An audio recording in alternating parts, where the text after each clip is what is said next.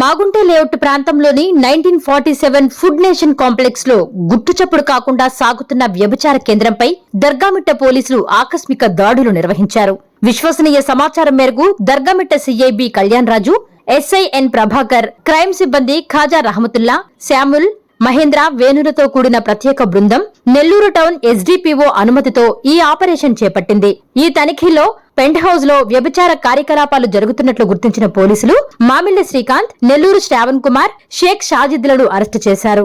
అలాగే ఒక మహిళను రక్షించి సురక్షిత ప్రాంతానికి తరలించారు.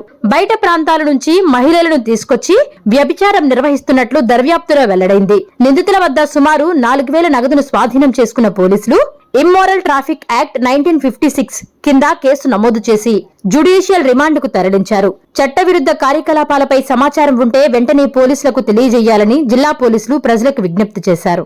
నమస్కారం. ఎస్పీఎస్ఆర్ నెల్లూరు జిల్లా నెల్లూరు పట్టణంలోని దర్గామిట్ట పోలీస్ స్టేషన్ పరిధిలో మాగుంట లేఅవుట్లని 1947 అనే ఒక డాబా ఉంది. అక్కడ ఆ డాబా పైన ఒక గెస్ట్ రూమ్స్ ఉన్నాయి. కొంతమంది నిర్వాహకులు విచారం పర్పస్గా దాన్ని తీసుకొని గెస్ట్ హౌస్ రూమ్స్ తీసుకొని మామిళ్ల శ్రీకాంత్, నెల్లూరు శ్రావణ్ కుమార్, షేక్ సాజిద్ అనే ముగ్గురు వ్యక్తులు గెస్ట్ హౌస్ని తీసుకొని బయట నుంచి లేడీస్ని తీసుకొస్తూ అక్కడ కొన్ని రోజులుగా విచారం నిర్వహిస్తున్న సమాచారం ఉంది. దాని మీద మేము నిఘా పెట్టి ఈరోజు సాయంత్రం రైడ్ చేయడం జరిగింది. మా ఎస్ఐ గారు క్రైమ్ స్టాఫ్తో రైడ్ చేయడం జరిగింది. అక్కడ ఒక లేడీని, ముగ్గురు ఆర్గనైజర్స్ని అదుపులోకి తీసుకోవడం జరిగింది. వాళ్ళ యొక్క పంచనామాన్ని నిర్వహించి మీడియేటర్ ప్రెజెన్స్లోనే వాళ్ళని అదుపులోకి తీసుకోవడం జరిగింది.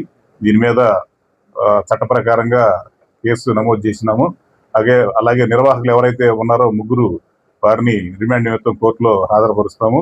లేడీ ఎవరైతే బాధితురాలు ఉన్నారో, ఎవరితోనైతే ప్రాసిక్యూషన్ చేస్తున్నారో సదరు లేడీని హోమ్కి పంపిస్తాము.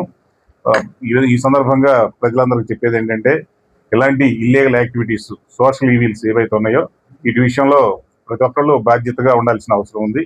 ఇవి ఒక ఇళ్ల మధ్యలోనే ఇలాంటి కార్యక్రమాలు జరుగుతున్న సందర్భంలో ప్రజలు బాధ్యతగా ఉండి ఇలాంటి సమాచారం ఏది ఉందంటే వెంటనే పోలీసులకు ఇచ్చినట్టయితే ఖచ్చితంగా దాని మీద చర్యలు తీసుకుంటాం.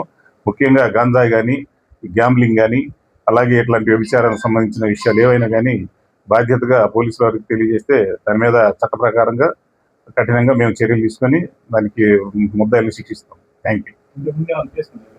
వీళ్ళ మీద ఏం లేదు, ఫస్ట్ టైం ఇది.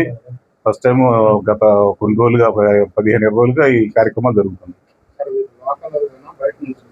వీళ్ళు ఒకరు బుచ్చిరెడ్డిపాలెం అండి, ఒకరు బుచ్చిరెడ్డిపాలెం, ఒక కుర్రోడిది ఇక్కడనే టౌన్, ఇంకొక అతనిది.